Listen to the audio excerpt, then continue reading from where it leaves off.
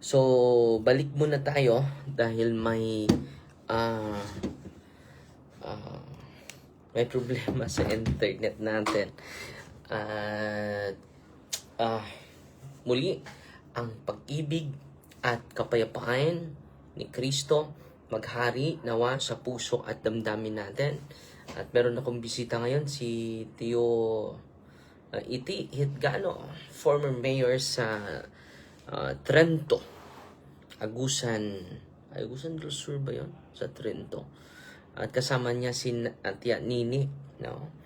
So, papasyal kami bukas kay Tio Junior dahil isa yan sa kanyang rason sa pagbisita dito. And then, ang Gitgano clan ay mag-reunion po, no? This coming Monday po. So, Gitgano clan doon sa Ormoc. So, mga kapatid, salamat sa Panginoon na okay na yung internet natin. At minsan ay matabunan yung ating internet. So, kailangan natin na mag-relive para hindi matabunan. So ngayon mga kapatid, nabasa ko po sa Facebook ni kapatid na Cherson Jimenez Contino. Nagpakilalang bagong Jesus. Hindi lang pala bagong apostol, bagong Jesus. At bagong 12 apostles sa Zamboanga del Norte. Sila ay membro ng Kingdom of Priests ng Zamboanga del Norte. Ang simbahan ito ay tatag lang ni Yabo na kanilang di umanong papa na may 3 kabiyak. Sana all. May 3 kabiyak. Mananatiling matatag, kapatid. So, may bagong Kristo na. Dumating na si Kristo pala. Nandun na sa Zamboanga del Sur. So, ito yung mga larawan nila, mga kapatid. So, ito yung mga larawan nila, mga kapatid, oh. So, para hindi tayo malinglang, mga kapatid, ito po. So, pag-usapan natin ito. Ano ba ang sabi ni Kristo? Doon tayo sa sabi ni Kristo, hindi po sa personal na opinion sa mga bagong mga nandito ngayon. Mga maraming nagpakilalang bagong Mesiya, bagong Kristo. So, basahin muna natin, mga kapatid, ang banal na kasulatan. Ito po ay salita ni Kristo mismo. Kapag hindi natin ito babasahin, marami sa ating mga mahal, hinay ang audio. So, mahina daw yung audio ko. Totoo ba? Sa tingin ko, mga kapatid, okay naman yung live ko. Okay naman. Tingnan ko muna sa Ito hindi daw yung audio, mga kapatid. Tingnan natin muna. Yung audio. Ano bang mahina ang audio, mga kapatid?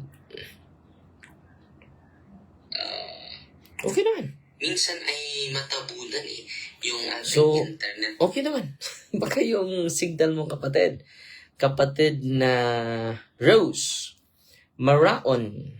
Good evening, Father. Thank you sa imong live. I'm watching from Leyte. Si hinay kayo imong audio, Father, paggamit og mic. Si CP Melicion Aparicio. So, yung mic natin ay naiwan natin sa ating kumbento. So ngayon, mga kapatid, pag-usapan natin, ano ba yung aral ni Kristo? Dito makikita, mga kapatid, na si Kristo ay hindi sinungaling, no? Lahat ng sinabi ni Kristo bago pa siya umakyat sa langit, naging totoo sa pamagitan ng mga kapatid natin. Na pinakita natin kanina yung picture. Mateo, ilista ninyo. Mateo chapter 24, verses 24 to 5. Mag-ingat kayo na huwag kayong mailigaw, sapagkat marami ang darating sa aking pangalan at magsasabing, ako ang Kristo. At marami silang mailigaw. So, malinaw na malinaw yan mga kapatid ha. Marami silang mailigaw. No? Sa pamagitan nito mga kapatid, ay maka-inspire sa atin mga kapatid na magpatuloy sa siwalat sa katotohanan sa salita, sa dalisay na aral ng ating Panginoong Hesukristo. Natutupad po ito. Therefore, yung salita ni Kristo is worth of acceptance, worth of reliance. Dapat tatanggapin natin. Natupad eh. At yung katuparan nito, yung mga kapatid natin, pinakita ko sa inyo, meron pa silang parang apostolis talaga. Kung nakita ninyo yung damit ng mga apostol, ito, di ba? Ganito yung mga damit sa mga apostoles, di ba? Yan daw si Kristo at meron pang 12 apostles. So, ito po, grupo nila, mga kapatid, with due respect sa mga mahal nating kapatid at sa mga sakop nito, sa pamagitan nila, naging totoo. Naging katotohanan, no? Yung mga salita ni Kristo, no? So hindi lang sila, 'di ba? Yung sikat na nabilanggo si Pastor Kibuloy. Umamin din 'yon na siya po ay anak ng Diyos, si Kristo, at siya ay iisa lang. Hindi ka makapunta sa langit without Pastor Kibuloy. So, dumami na po itong grupong ito. At meron ding Ruben Ecleo, Divine Master. Di ba? Sa mga grupong ito, mga kapatid, makikita natin na yung salita ni Kristo ay naging ganap sa kanila. No? Linaw na linaw, very precise po ang sinabi ni Kristo. Ulitin ko ha, ito po, mag-ingat kayo na huwag kayong mailigaw, sapagkat marami ang darating sa aking pangalan at magsasabing ako ang Kristo. May bagong Kristo na. Sa Zamboanga del Norte. Grabe, no? At marami silang mailigaw. Matthew chapter 24, verse 4 to 5. So dito mga kapatid, no, makikita natin mga kapatid na tukma na tukma, no?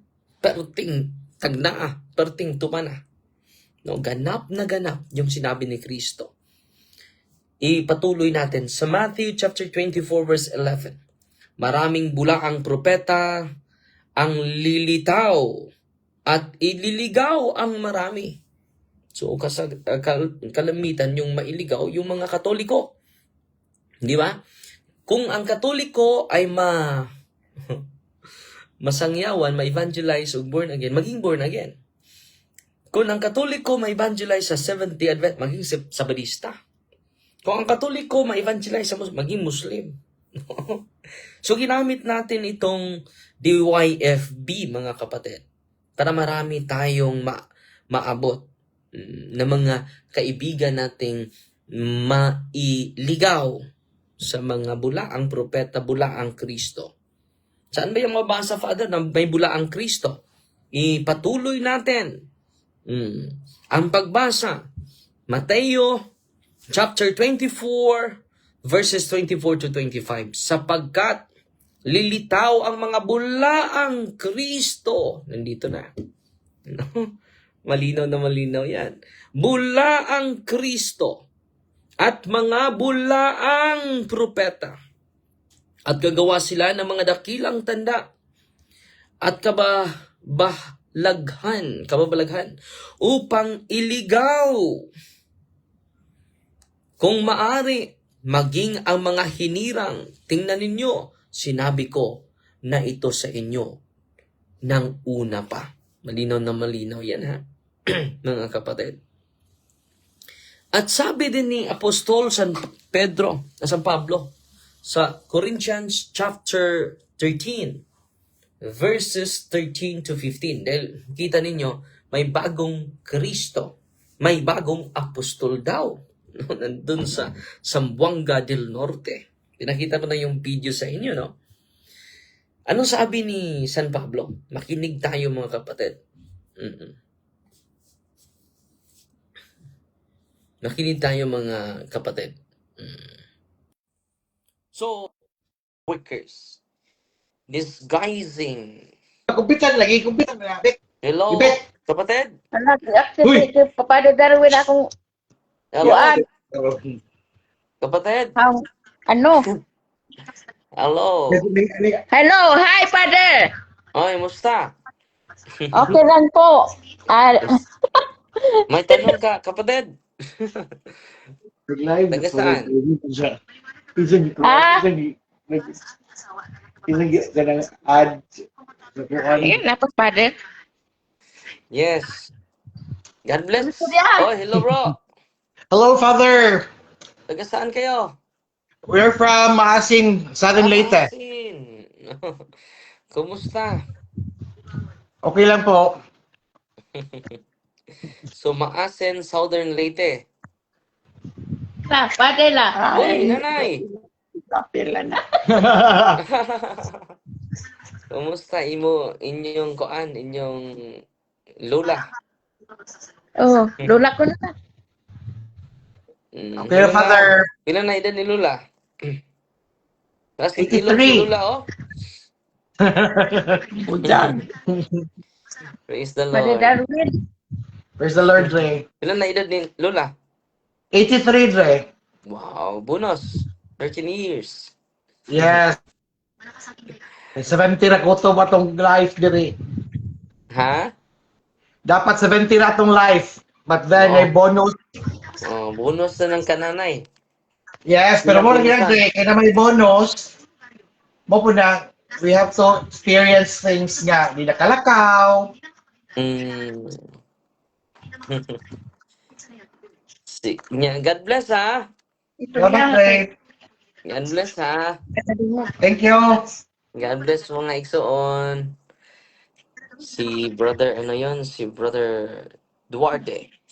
Ay, So, pumasok sila sa ating live, no? Salamat kapatid.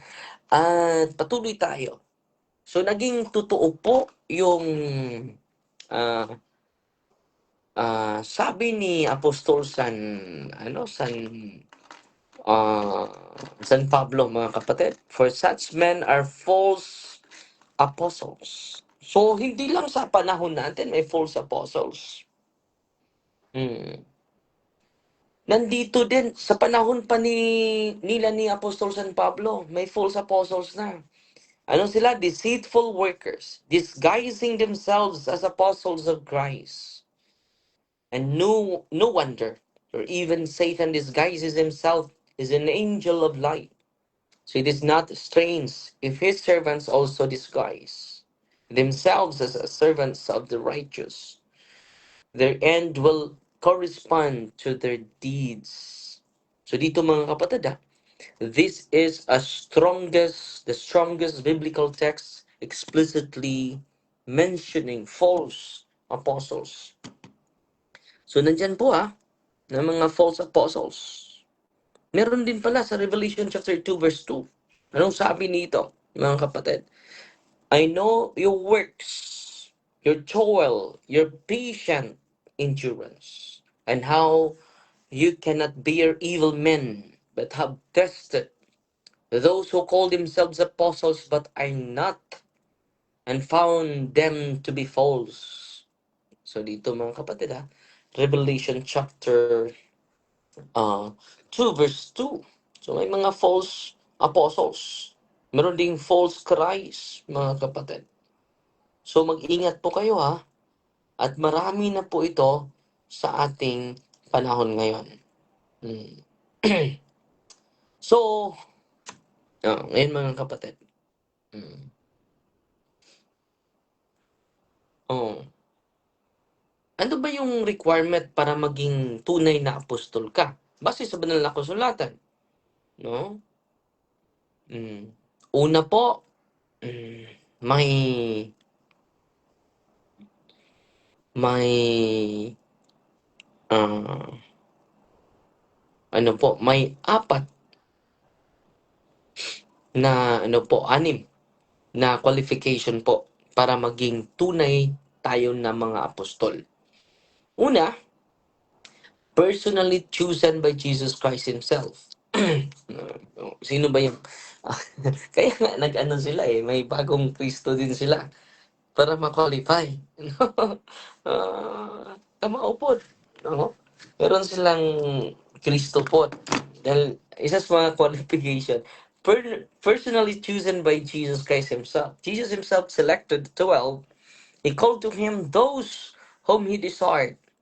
And He appointed 12, whom He also named apostles. Mark chapter 3, verses...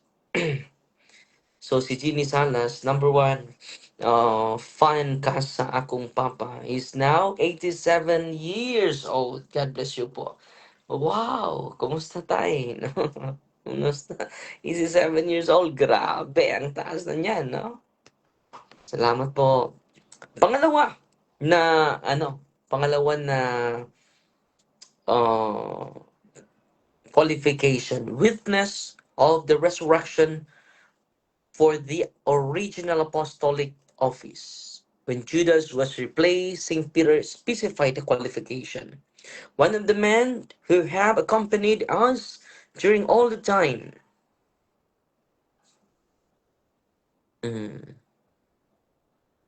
During all the time that the Lord Jesus went in and out among us, beginning from the baptism of John until the day when he was taken up from us. One of this must become with us a witness to his resurrection. Ang problema nito, itong mga kapatid natin, hindi po sila naka-witness sa resurrection of the Lord. Yan po ang katotohanan. Paano maging apostol sila? At yung Kristo nila, sila na nagdeklara na si Kristo yan, bagong Kristo. And then chosen through God's will, not self-appointed. Malinaw na malinaw ha. Not self-appointed. So, ang nangyari nitong mga kapatid natin, they appoint themselves as Christ. They appoint themselves as the apostles. Matthias was not self-proclaimed. The church prayed for God's guidance before selecting him. Lord, you, Lord, who know the hearts of all, show which one of this two you have chosen. Acts of the Apostle chapter 1 verse 27. So, hindi po personal or self-appointed, mga kapatid. Pang-apat, faithful to the gospel handed down by Christ. Hindi magagawa ng ibang gospel. Di ba po? A true apostle does not invent a new gospel or contradict the faith received from Christ. Okay? Even if we or an angel from heaven should preach to you a gospel contrary to the one we preach to you, let him be anathema. Delikado po yung magpaka-apostol pero wala namang authority. And then yung mga teaching, just imagine, yung kanilang Kristo ay may 3 kabiyak. Si Kristo wala namang kabiyak. Di ba po? Galatia chapter 1 verse also. Mabigat itong sinabi ni Apostol San Pablo ha. Anathema set, ha? Anathema. Father, may tanong ako, yung charismatic, iba ba yung grupo at hindi ba? Catholic sila, Pablito. Mondradante. Catholic po yung mga charismatic. It is recognized by the church. So Galatians chapter 1 verse 8. Recognized by Apostolic Church, the apostles acted in communion with one another and with the church, not independently. So yung pagtatag ni Kristo, yung mga apostoles ay hindi independent sa bawat isa. They are in communion. Na yan po yung isa sa mga characteristic sa tunay na simbahan. Kaya nga hindi ka magtatag ng iba. It is pride. James and Cephas and John, Cephas and John gave the right hand of fellowship. Galatians chapter 2 verse 9. So meron talaga silang communion. Hindi po division. Na pang-anim, confirmed by holy life and authentic ministry, St. Paul appointed not merely to miracles, but to perseverance and faithful ministry. The signs of a true apostle were performed among you with utmost patience, with signs and wonders and mighty works. 2 Corinthians chapter 12 verse 12 verse 12. So yan po mga kapatid ha. At sana po ay may natutunan kayo sa na-shock lang ako nito ha. May hindi basta-basta ha. Mm-mm.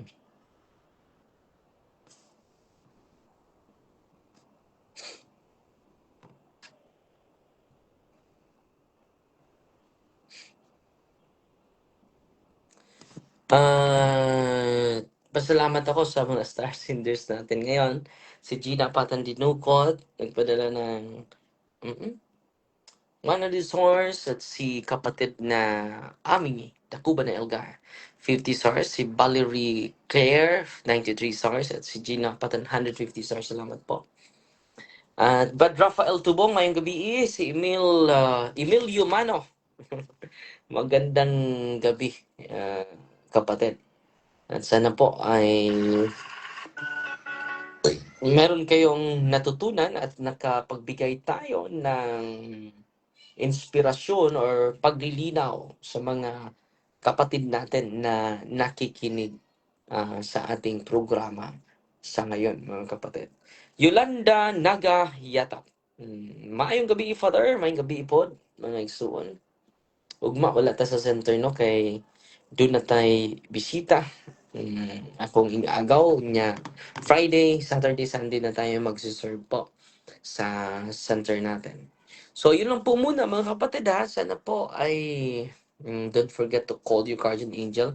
Yung mga guardian angel natin, magbigay sa atin ng lakas, inspirasyon, at pag-asa po. Wala na pong iba.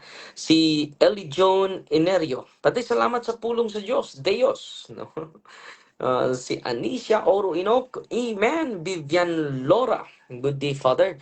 Si Eva Bonilio Bubier, pa-shout out sa team Holy Rosary, Father. Padayon mga igsuo, no? So yun lang po muna ha. At sana po ay naka-inspire tayo. At magro-rosaryo na din kami. Umuwi tayo sa bahay ngayon, mga kapatid. Dahil mataas na pa na, hindi tayo nakauwi. So, Fighting Maria, the Acts of Thee with the humble heart. In the name of the Father, and of the Son, and of the Holy Spirit. Amen. Our Father, who art in heaven, hallowed be the name. The kingdom come, the will be done on earth as it is in heaven. Give us this day daily bread, and forgive us our trespasses, as we forgive those who trespass against us. And lead us not into temptation, but deliver us from evil. Amen. Hail Mary, full of grace, the Lord is with you. Blessed are you among women, and blessed is the fruit of the womb, Jesus. Holy Mary, Mother of God, pray for us sinners now at the hour of our death. Amen. In the name of the Father, and of the Son, and of the Holy Spirit. Amen. So, Fighting Maria, that accepts thee with a humble heart po. God bless.